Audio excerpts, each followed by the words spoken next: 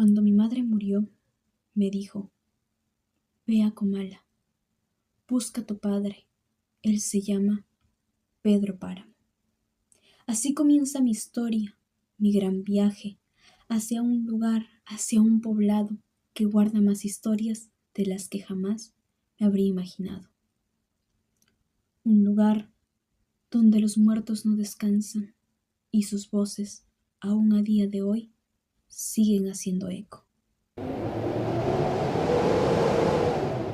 Cumpliendo la promesa hecha a su madre en su lecho de muerte, Juan se embarca en esta travesía, con la expectativa de encontrar respuestas y reclamar lo que les corresponde.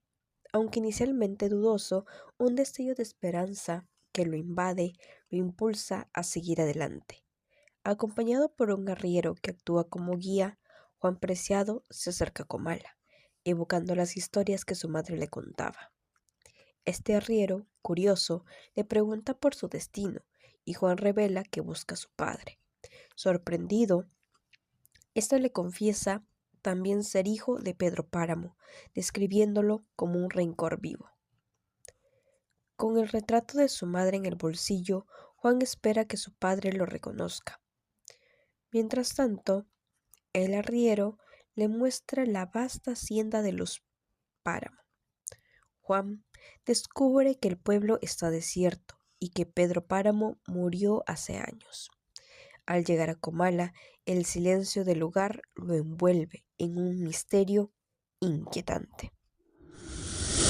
Se teje un tono melancólico y misterioso, donde el silencio del pueblo se erige como un personaje más.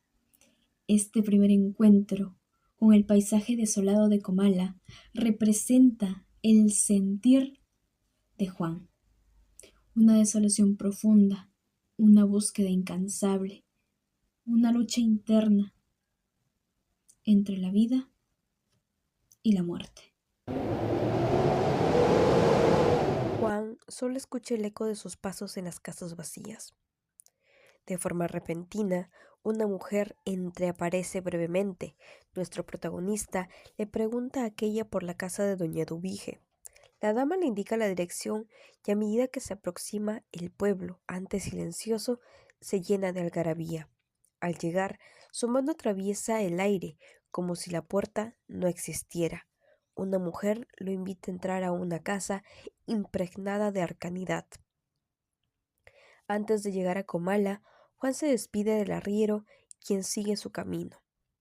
Este le sugiere que pregunte por doña Dubige para alojarse, y Juan le pregunta su nombre. El arriero responde Abundio, pero su apellido se pierde en el aire. Doña Dubige conduce a Juan por una casa llena de pertenencias de antiguos moradores. Ella le pregunta si es hijo de Doloritas y le revela que su madre le avisó sobre su llegada. Al llegar a un cuarto vacío, Juan menciona que su madre ha fallecido. Eduviges le explica que es por eso que su voz parecía tan débil. Exhausto, nuestro protagonista acepta la hospitalidad de Eduviges, aunque sospecha de su decadencia mental por todo lo que le ha dicho. En este punto ya percibimos uno de los elementos más fascinantes de Pedro Páramo, su estructura fragmentaria. Los eventos no transcurren de forma cronológica, siendo un reflejo del desorden y la confusión dentro del poblado. Y claro, todos estos fragmentos son piezas de un rompecabezas que el lector debe armar. Y Juan Rulfo, claro, utiliza este desorden como una manera de resonar con la comunidad de Comala, donde el presente y el pasado se entrelazan de forma indisoluble, donde cada voz, cada personaje se convierte en el eco de las historias que el pueblo se rehúsa a olvidar. Bajo la lluvia, una madre pregunta a su hijo por qué tarda tanto en el baño. El niño, perdido en sus pensamientos sobre Susana, recuerda cómo jugaban en las lomas verdes. La madre lo reprende y lo envía a desgranar maíz con su abuela. Él llega hasta allá. Su abuelita le pide que limpie el molino. El niño responde que está roto y sugiere comprar uno nuevo, pero no tienen dinero. Así que lo mandan a pedir uno fiado a la tienda junto con otros implementos. Al salir, su madre le pide que traiga tafeta negra, pero Pedro ya está demasiado lejos y no logra escuchar su nombre. Al atardecer, el niño sigue pensando en Susana. En la casa, dos mujeres rezan el rosario. La madre pregunta por qué él no reza el novinario por su abuelo, y Pedro responde que está triste. Su madre apaga la vela y llora. La narración regresa a Juan Preciado, quien mantiene una conversación con doña Eduviges. Él menciona que su madre nunca le habló de ella, y es Abundio, el arriero, quien le sugirió visitar su hogar. Eduviges recuerda a Abundio como un buen hombre que solía llevar cartas al pueblo, aunque dejó de comunicarse tras perder la audición en un accidente. Juan reflexiona, ya que Abundio, el que él conoce, escuchaba y hablaba con normalidad. Eduviges, sin embargo, le aclara que no puede ser la misma persona, pues Abundio ya ha muerto. La conversación se centra en la madre de Juan. Eduviges rememora un episodio en el que Inocencio Osorio advirtió a su madre que no debería acostarse con ningún hombre durante la noche de bodas, ya que la luna estaba brava. Fue entonces cuando Eduviges reemplazó a Dolores en el lecho junto a Pedro Páramo. Al año siguiente nació Juan. Eduviges revela que Dolores aborrecía a Pedro, quien la maltrataba, y que su tristeza aumentaba por la añoranza de su hermana en Colima. Finalmente, Dolores abandonó la hacienda cuando Pedro Páramo le ordenó que se fuera, y Juan recuerda que su tía Gertrudis cuestionaba a su madre por qué no regresaba con su marido, a lo que ella siempre le respondía que Pedro no había enviado a nadie a buscarla. Desde las primeras páginas de esta obra, a mi mente llegan muchas incógnitas. ¿Está realmente vivo el arriero que encontró Juan? ¿Es Eduvige una presencia tangible o solo un eco del pasado?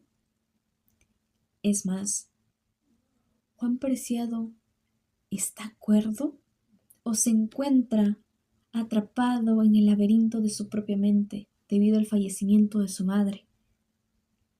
¿Es acaso que está muerto y solo está recordando lo vivido? La fina línea entre la vida y la muerte se transforma en un juego sutil y complejo, hábilmente tejido por las manos de Rolfo. Eduvige comparte con él los trágicos eventos de la noche en que Miguel murió. Aquella noche, un golpe en la ventana lo llevó a reconocer a Eduviges a Miguel. Sumido en la confusión, le habló sobre la niebla y el humo que había consumido su pueblo. Eduvige, con tono sombrío, le sugiere que no está loco, que muy probablemente se había encontrado con la muerte. Tras relatar cómo saltó el lienzo de piedra con su caballo, Eduviges lo manda a descansar, solo para que un sirviente de media luna llegue a su casa antes del amanecer para informar que Miguel había fallecido. La narrativa se desplaza entonces hacia la infancia de Pedro Páramo. Una mañana al despertar, escucha una voz que lo llama, solo para encontrarse con su madre, quien le anuncia la muerte de su padre. Pedro, con una inquietante curiosidad, pregunta: ¿Y a ti, quién te mató, madre? El funeral de Miguel Páramo es oficiado por el padre Rentería, un cura que se debate entre el deber y su desprecio por el difunto, al que considera un hombre de mala conducta que no merece la salvación. Sin embargo, Pedro Páramo, consciente de los rumores que rodean a Miguel, le pide al padre que lo perdone, dejando atrás así un puñado de monedas de oro. Tras la ceremonia, el padre se siente abrumado por la culpa y la hipocresía, llorando en la sacristía mientras reflexiona sobre la naturaleza del perdón. Ana, la sobrina del padre, comparte su dolor por la violación que ha sufrido, atribuyendo esta a Miguel. Aunque el padre intenta consolarla, ambos concluyen que independientemente de su destino, deben agradecer a Dios porque Miguel ya no puede hacer más daño. Esa noche, mientras el pueblo regresa del entierro, circulan rumores sobre el caballo de Miguel galopando y su alma tocando las ventanas de las mujeres. Esta intercepción entre lo real y lo sobrenatural invita a reflexionar acerca de la memoria y la identidad, explorando cómo es que las sombras del pasado moldean nuestra existencia. Los pobladores de Comala, en su condición de muertos, son la metáfora perfecta de los recuerdos y las narraciones que trascienden la muerte física. A medida que va transcurriendo esta parte de la obra, de forma sutil, se va delineando el retrato de Pedro Páramo. Nos dan a conocer las estrategias y artimañas que él utilizaba, obviamente deshonestas, para satisfacer sus deseos. Fulgor Sedano visita a Dolores Preciado para informarle que Pedro Páramo desea casarse con ella. Dolores, atónita, no puede creer la noticia, dado que Pedro nunca mostró interés en ella. Sedano la convence, asegurándole que el fallecido don Lucas Páramo, padre de Pedro, se oponía a la unión, considerándola indigna de su hijo. Con la muerte de don Lucas, pues ya no había obstáculo y Fulgor le sugiere que la boda debe celebrarse al día siguiente. Sin embargo, Dolores se siente abrumada por la premura y la llegada inminente de su regla. Sedano, confiado, promete solucionar todo y establece la fecha para 2 días después. Fulgor regresa luego a informar a Pedro sobre los preparativos. Dolores ha aceptado. El padre Rentería ha solicitado dinero para omitir las amonestaciones. Y Pedro le ordena que le resuelva un conflicto, el de los límites, con Aldrete, quien ha invadido sus tierras. Pedro, ahora sin influencia de su padre, se muestra decidido a actuar con firmeza. Mientras tanto, Juan Preciado y Damiana Cisneros recorren las desiertas calles de Comala. Damiana relata las extrañas voces que resuenan en el pueblo y menciona a su difunta hermana Sixtina. Juan, confundido, descubre que Damiana también parece estar atrapada en una realidad etérea. En su camino, escucha rumores de un tal Filoteo, conocido por conseguirle mujeres a Pedro Páramo, y presencia conversaciones sobre las deudas vinculadas a las tierras de Pedro Páramo. A medida que la noche avanza, se escuchan melodías inconfundibles, como si mujeres cantaran en la oscuridad. Juan solo recuerda las historias de su madre sobre Comala y considera que ya es hora de regresar a Sayula. Sin embargo, es abordado por un desconocido que lo invita a entrar en una casa en ruinas, donde encuentra a un hombre y una mujer en una situación bastante comprometedora. Al despertar, escucha sus murmullos, revelando inquietantes secretos sobre su pasado. Tras un breve diálogo con la mujer, quien desea conocer Sayula, Juan se entera de que ella y el hombre son hermanos. Este último, desconfiado, le sugiere que aguarde hasta el día siguiente para que lo ayude a encontrar el camino de regreso. Juan, resignado, acepta. Es aquí donde se desvelan las dinámicas de poder. Dolores acepta el matrimonio con un gran sentimiento de honor, algo gravemente contrastante con la indiferencia que hasta ese momento Pedro Páramo había mostrado. La oferta llega a través de uno de los empleados de Pedro, mostrándonos así la gran distancia emocional y social que hay entre ambos personajes. La reacción de Dolores realmente nos muestra que ella ignoraba los intereses de ese matrimonio, un contrato simplemente por economía, que no impedía a Pedro Páramo seguir abusando de cuanta mujer deseaba. La mujer subordinada a la voluntad del hombre no solamente se ve en esta escena, sino también con otra figura femenina, Dorotea. Aquella mujer que le ofreció su hogar a Juan Preciado para que pasara la noche ahí. Su historia realmente desgarradora. Ella fue abusada y obligada a contraer nupcias con su propio hermano. Sometida a esta realidad, con gran vergüenza se aísla por el miedo que siente a los rumores de la comunidad. En esta atmósfera de juicio y represión dictaminada por la Iglesia y la religión católica, que eran los guardianes de la moralidad dentro de dicha comunidad, lleva a Dorotea a vivir un infierno que ni siquiera puede ser justificado porque ella en ningún momento lo decidió.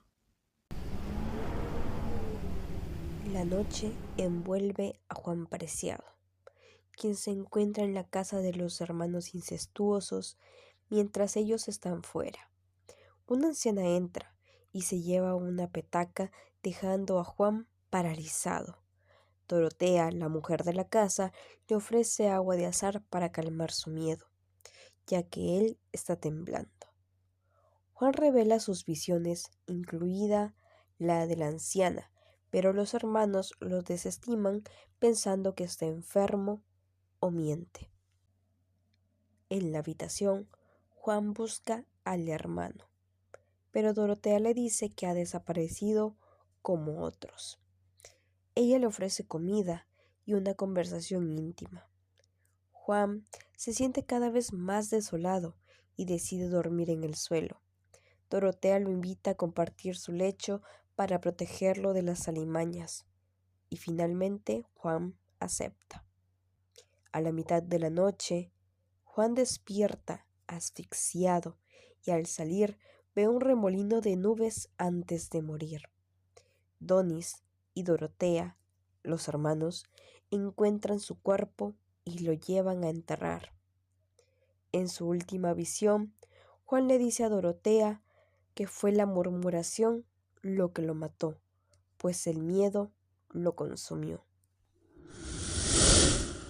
A partir de aquí, se da solución a la dualidad vida-muerte y realidad-fantasía, que han sido el hilo conductor desde las primeras páginas de esta obra.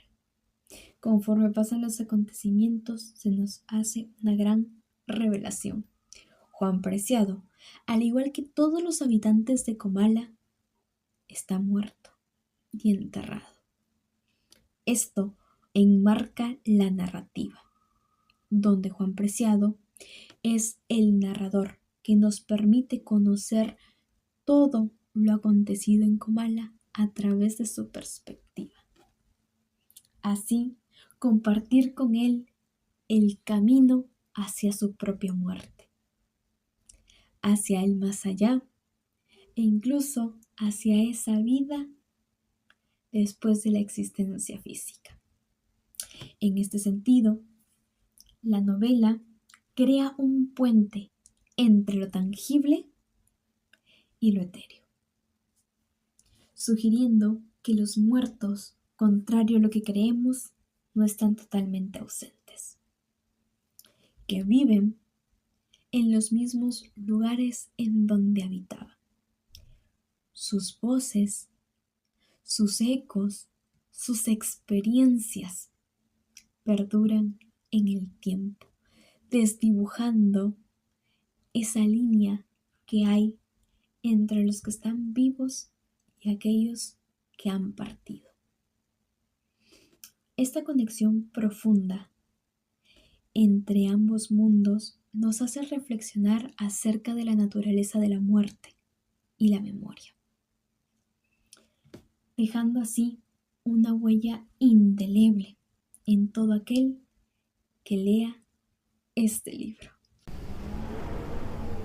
Preciado escucha a Dorotea hablar sobre Susana San Juan, la última esposa de Pedro Páramo. Susana, que había enloquecido, se marchó del pueblo tras la muerte de su madre. Dorotea relata el enfermizo amor de Pedro por Susana, cuya muerte llevó a la ruina de la hacienda y el abandono del pueblo. Uno de los trabajadores le informa a Pedro del regreso de Bartolomé San Juan y su hija Susana, lo que despierta su interés tras 3 décadas de esperar por ella. Bartolomé, consciente de la maldad de Pedro, trata de evitar que su hija acepte su propuesta de matrimonio, pero Susana, inconsciente, acepta. Pedro planea deshacerse de Bartolomé enviándolo a las minas, simulando un accidente. Una noche, Susana siente la visita de su padre y al día siguiente una joven del pueblo le informa de su muerte, lo que provoca en Susana un esbozo de sonrisa, interpretada como una despedida. Recordando su infancia, Susana evoca recuerdos de su padre. Llega a Rentería, que intenta consolarla, pero ella rehúsa su ayuda, reafirmando su soledad en medio de recuerdos y emociones tumultuosas. El amor obsesivo que siente Pedro por Susana son la encarnación de un pasado idealizado que contrasta con un presente que se desmorona por la pérdida de felicidad y gloria. En este escenario, las personas y los lugares son víctimas de una decadencia constante. Por ello, la evocación de una infancia feliz y compartida por Pedro y Susana, que se despliega a lo largo de toda la obra, resuena con un tono de nostalgia y desolación, permeando la vida de Pedro Páramo de una melancolía sin igual. Un poblador llega a la medialuna con malas noticias. Un grupo de hombres ha asesinado a un trabajador de Pedro Páramo, proclamándose revolucionarios dispuestos a usurpar las tierras de Pedro. Sin embargo, este está más preocupado por el estado de Susana que por la muerte de Sedano. Ordena al trabajador que busque a los insurgentes para dialogar. Pedro los recibe en su hacienda y pregunta los motivos de esa revolución. Las respuestas varían. Algunos están en contra del dominio, otros de los hacendados. Astuto, Pedro les ofrece apoyo económico y hombres a cambio de que lo dejen en paz, acordando que en una semana todo estará listo, e infiltrando a un aliado entre los insurrectos. Mientras tanto, Susana, atormentada por la muerte de su padre, sigue en su habitación. Pedro, compasivo, desea que su sufrimiento cese, pero al día siguiente el padre Rentería descubre el cuerpo de ella sin vida. Aquel infiltrado traicionó a los revolucionarios por consejo de Pedro Páramo, quien como siempre movía los hilos desde las sombras. Las consecuencias de dicha revolución fueron devastadoras. Familias y hogares destruidos, hambre y pobreza por doquier. Irónicamente, solo sirvió para fortalecer el dominio de los poderosos ante el pueblo, sobre el pueblo. Contrario a los principios que buscaba la revolución, que era enaltecer, despertar a los pobladores, a aquellas personas que habían sufrido vulneración, se convirtió en un círculo vicioso de traiciones y desolación. Esto trajo por consecuencia que la brecha se acrecentara abismalmente entre los poderosos y los vulnerables. La muerte de Susana resuena en todo Comala, con el repique de las campanas, marcando 3 días de luto. La noticia se prolonga rápidamente, mientras forasteros y músicos llenan las calles en una celebración inusual. A pesar del duelo en la medialuna, el pueblo se sumerge en fiesta, ignorando el trágico destino de Susana. Pedro, herido por el desdén de sus conciudadanos, jura venganza y profetiza la ruina de Comala. Mientras tanto, Abundio, buscando olvidar la pena por la muerte de su esposa Refugio, en su embriaguez apuñala a una mujer y a Pedro Páramo, quien anhela dejar de existir. Tras un último intento de levantarse, cae al suelo y perece, dejando un eco de dolor en un pueblo que ha olvidado el significado del luto. Culmina trágicamente la vida de Susana San Juan, según narra la obra, un 8 de diciembre, fecha bastante particular para los cristianos, quienes conmemoran en esta fecha la Inmaculada Concepción de María. Es así como la vida de Susana, trágica y llena de locura, se llega a entrelazar con la figura de pureza de la Virgen. ¿Cómo confirmamos esto? A través del recuerdo que evoca Pedro Páramo, puesto que ahí describe la belleza etérea y pura de Susana. Es así como llegamos al final de esta maravillosa obra. Se nos presenta, para concluir, la muerte de Pedro Páramo, cerrando así el círculo narrativo. Claro que al lado de Damiana Cisneros, que también fue recién asesinada. Desde el inicio, con Juan Preciado enterándose de la muerte de Pedro Páramo a través de Abundio, hasta el final, cuando Pedro Páramo va recorriendo el camino hacia trascender hacia la muerte al lado de Damiana, es que por fin se cierra la narración en el mismo punto en el que se inició, revelando así el ciclo perpetuo de la vida y la muerte, pues este nunca termina, ya que es eterno.